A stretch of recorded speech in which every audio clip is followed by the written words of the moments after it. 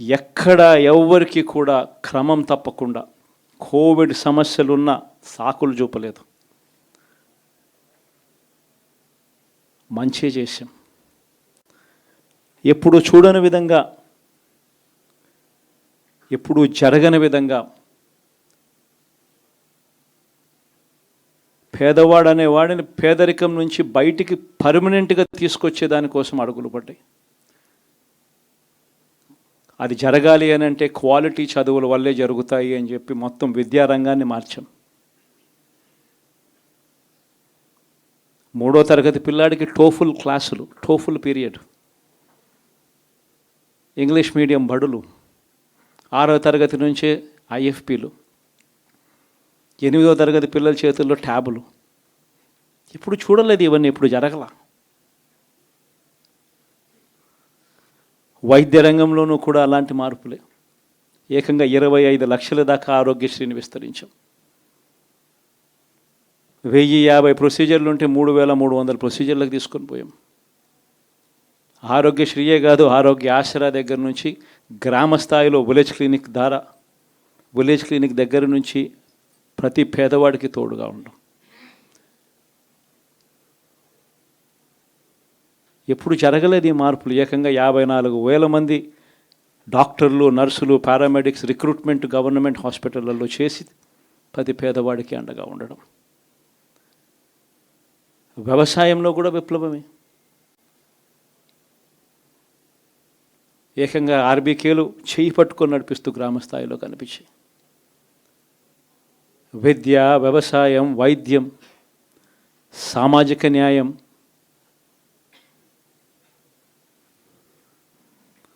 సుపరిపాలనలో ఎక్కడా కూడా తగ్గలేదు. మొట్టమొదటిసారిగా గ్రామ స్థాయిలో గ్రామ స్వరాజ్యానికి అర్థం చెప్పాం.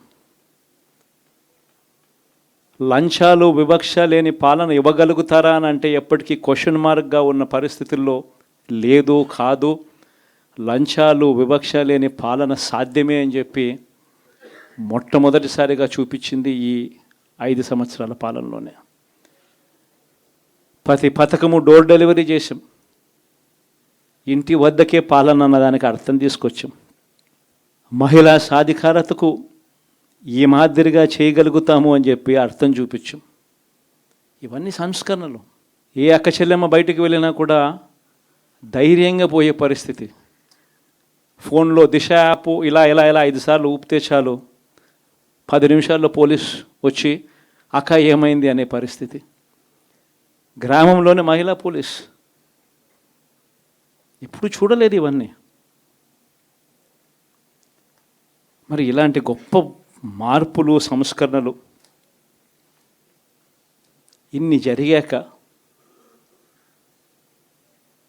ఇప్పుడు చూడని పాలన ఈ మాదిరిగా ఇచ్చిన తర్వాత మరి ఎందుకు ఈ మాదిరిగా రిజల్ట్స్ వచ్చాయి? కనీసం ఇవేవి చేయకపోయిందంటే సరేలే ఇవన్నీ చేయలేదు కాబట్టి ప్రతిపక్షంలో కూర్చుంటున్నాము అనే దానికి అర్థం ఉండేది, ఇంత బాధ కూడా ఉండేది కాదు. కానీ ఇన్ని చేసిన తర్వాత, ఎప్పుడు చూడని మార్పులు తీసుకొచ్చిన తర్వాత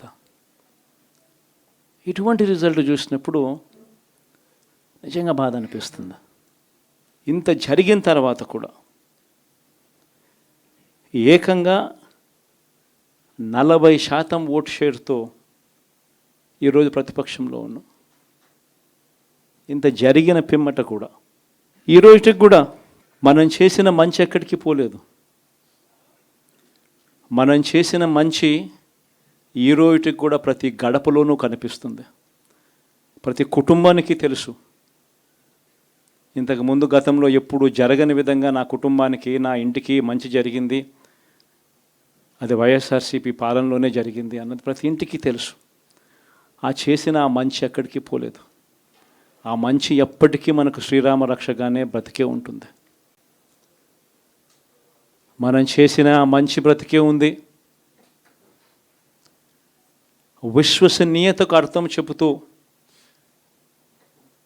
జగన్ ఏదైనా చెప్పాడు అని అంటే మాట తప్పడు, మాట మీద నిలబడతాడు, మాట తప్పని పాలనే తాను ఇచ్చాడు అన్న విశ్వసనీయతకు అర్థం చెబుతూ మనం అందించిన పాలన కూడా ప్రజలు మర్చిపోరు.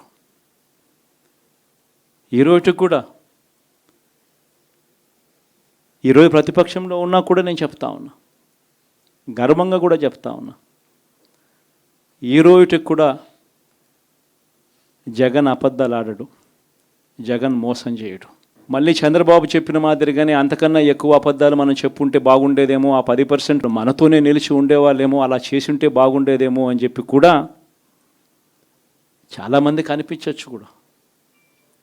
మరీ జగన్ ముక్కుసూటి మనిషి, మరీ జగన్ రాజకీయాలలో మరీ నిజాయితీగా ఉంటాడు, ఇంత నిజాయితీగా ఉండడం కరెక్ట్ కాదేమో అని. కానీ ఒకటే చెప్తా ఉన్నా, ఓడిపోయిన పర్వాలా, అధికారం కోసం అబద్ధాలు చెప్పడం, అధికారం కోసం మోసం చేయడం ధర్మం కాదనే, న్యాయం కాదనే జగన్ ఎప్పుడు నమ్ముతాడు. 2014లో కూడా ఇదే నమ్మాను.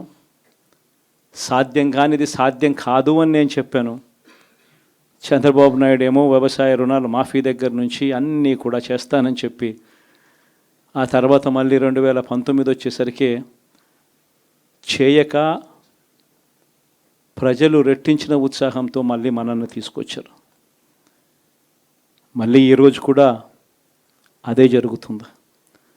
2029 వచ్చే నాటికి వచ్చేసరికి చంద్రబాబు నాయుడు చెయ్యని హామీలను మోసం చేసిన పరిస్థితులను ప్రజలు ఏ స్థాయిలో గుర్తుపెట్టుకొని మళ్ళీ మనల్ని ఆశీర్వదిస్తారు అని అంటే, చంద్రబాబు నాయుడుకు సింగిల్ డిజిట్లలోనే నెంబర్స్ వచ్చే పరిస్థితి కూడా ఆ రోజు కూడా దూరంగా లేదు.